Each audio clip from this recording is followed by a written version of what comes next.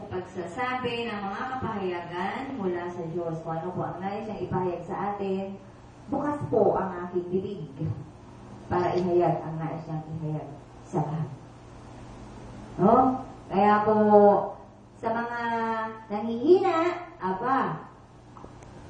kung nanghina ang Diyos, nako, pwede kang manghina. Pero dahil ang Diyos, taglay ang kalakasan, at si Jesus, na naging tao, na nagpakababa, taglay ang kalakasan, wala kang karapatan para manghina. Tao. Ha? Tao ka pero mahal na mahal ka ng Diyos. Praise the Lord! Kaya kung mahal ka ng Diyos, nararamdaman mo ngayon, I love your neighbor. Love your neighbor. Hindi ka sanay mamigay, magluto ka.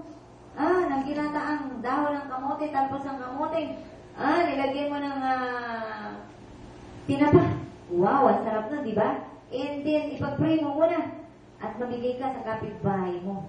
Mabuti, mayroon ka. Sila wala, kahit ano. Praise the Lord!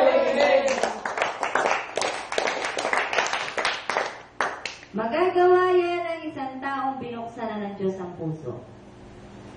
At bubuksan lang ng Diyos ang puso ng tao kung ang taong yan ay handa na tumanggap ng kalooban ng Diyos. At anong kalooban ng Diyos? Magpasakop ka sa Diyos. Praise the Lord! Yun po yung bagong buhay kasama si Jesus. May kasamang pagtitiis. Kaya hindi po palaging ang ulam ay nilagang baka. Kailangan naman po mag-ulam ng tinuyong isda. Masarap yun. Ano po? At ang lahat ng pagkain ay tanggaping may pasasalamat sa Diyos. Huwag yung gutom na gutom ka, asalampak ka kaagad, ano? Natinig ka.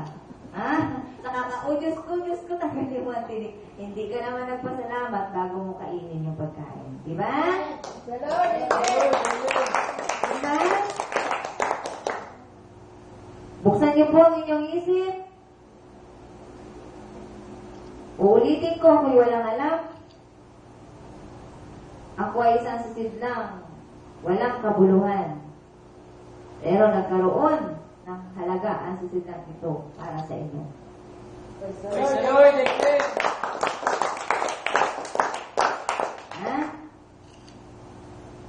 Saan po kayo gustong sumamba? Sa magulo? Sa maraming tao? Wala pong problema kung maraming tao. Kung magulo sila, basta hindi ka makikigulo sa kanila. Wala pong problema kasi kung darating ang araw, na iisang tinig lamang ang pakikinggan, lahat ng mga churches ay iisa lamang ang pupuntahan, talagang sisiksikan. Ano po? Pero dahil may dala ka na, kahit saan ka nakapwesto, okay ka. Praise the Lord! Pagsasama-samahin po kasi ng Diyos ang lahat ng mga tinawag niya.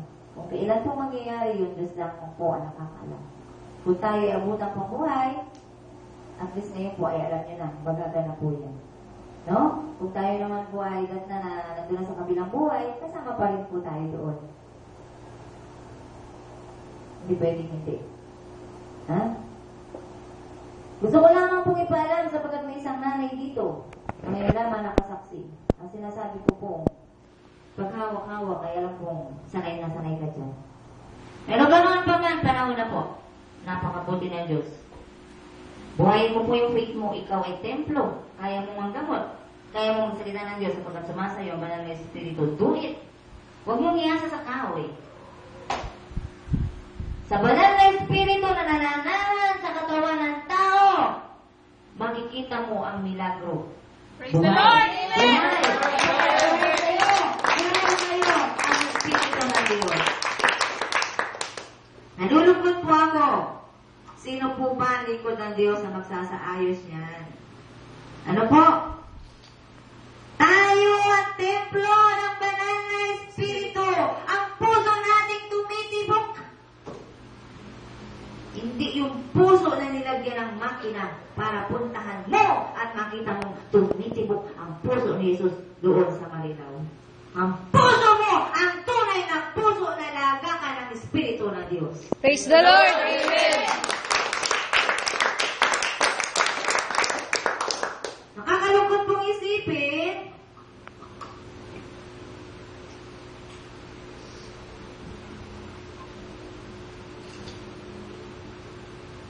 mamulat na po tayo, nakakalungkot na pong isipin nandito sa simbahan na kung saan ay unang-una na itinatag nandoon ang mga pakulo para naligaw ang katotohanan na tayo ang dapat na buhay na puso ni Jesus. Praise the Lord. Amen.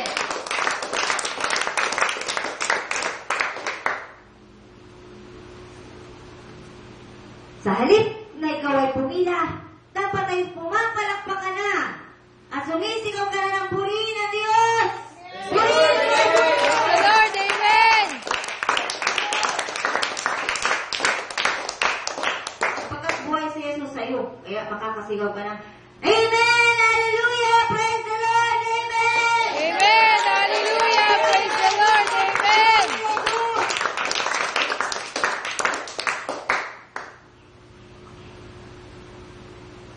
Kailan pa po mamumulat ang mga tulong nating pananampalataya? Kailan pa po sa mga puno na itinalaga ng Diyos para siya ipagsigawan na itulog ng faith? Ang lalaki ng mga templo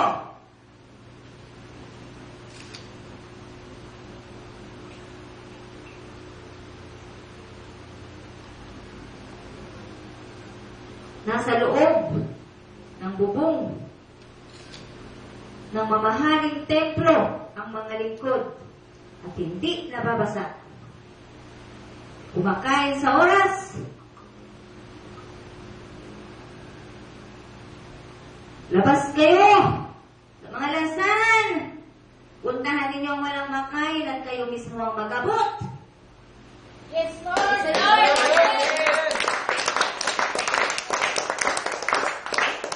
Huwag kayong maghintay lamang na puntahan kayo ng tao.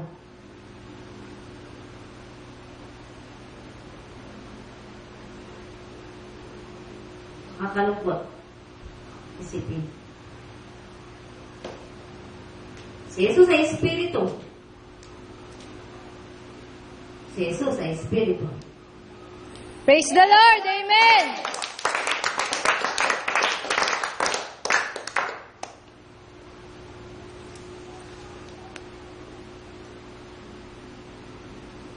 Nawa po, madala mo ang narinig mo dito. Pag-uwi mo sa inyo, i-share mo sa mga patay. Subalit humihina. Pagkat ang puso nilang taglay, galing dun sa patay. Wala sa buhay. Praise the Lord.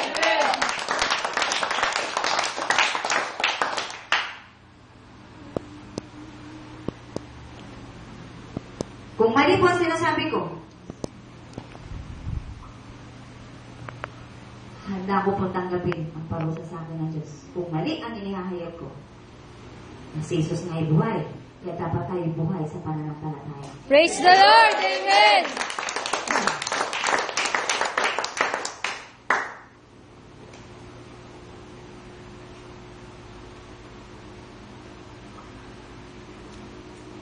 Paano po ba natin bubuhayin yung faith na patay?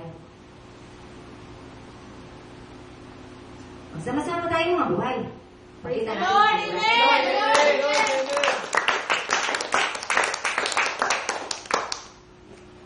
Ha? Magsisisigaw tayo. Amen. Hallelujah. Praise the Lord. Praise the Lord. Amen.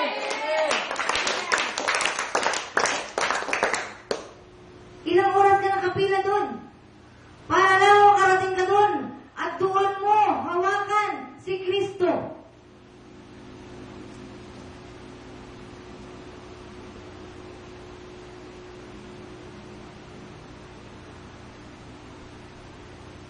Kayo na po ang bahalang magdugtong sa sinabi ko. Kung hindi ito totoo, tinatanggap ko na po ang hatol na Diyos sa akin ngayon.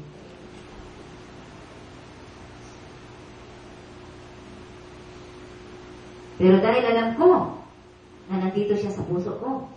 Hindi ako makakatayo po rito kung wala siya sa akin. Praise the Lord. Amen.